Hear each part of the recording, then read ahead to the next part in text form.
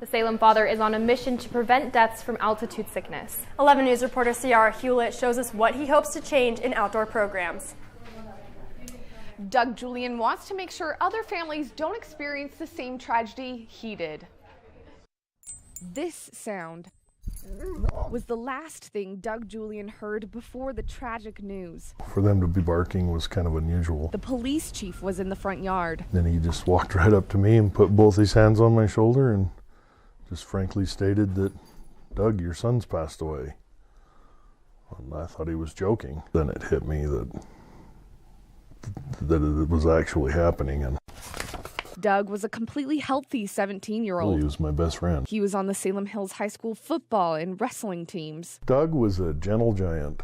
His family never expected Doug would die on a scouting trip to the High Uintas. I was kind of shocked. I'm like, what? I thought maybe fall off a cliff or get attacked by a bear or stung by some weird bee or something, or something, but I'd never thought of altitude sickness. Doug told his leaders he thought he only had a cold. And he was not. You could hear it, very labored breathing. The symptoms progressed rapidly. Got him up out of his hammock and he just fell right to his knees. The group had no way to call for help. And that's when I ran down. 9.5 miles down the mountain trail. I kept yelling at myself out loud, "Keep going, just keep running, you gotta keep going." It was 10:30 when I got a hold of 911. But by then, it was too late.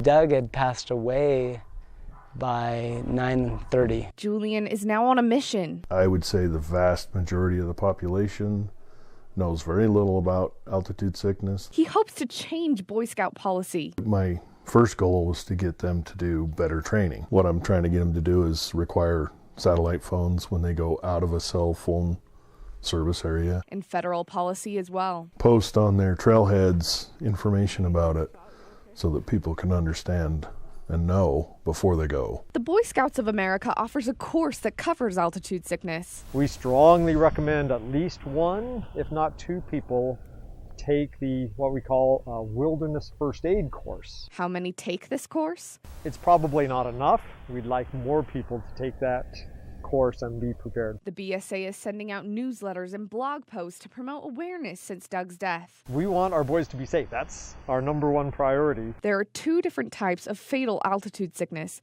The first is high-altitude cerebral edema. First of all, the brain will start to swell. The symptoms are... And that will cause a headache and nausea, vomiting, and just feeling lousy. People will lose their coordination. They'll start to stumble, they can't grab things. The second is high-altitude pulmonary edema. Your lungs can fill up with fluid. The symptoms are... shortness of breath, beyond the shortness of breath of just hiking in the mountains. The treatment is simple. Both of those are cured by going down, and they cure relatively quickly. If you get sick, just go down and don't wait. Just go down. That's the message Julian hopes to get across. If I can prevent one family from having to go through the grief and the pure hell of losing a loved one, then it's worth it.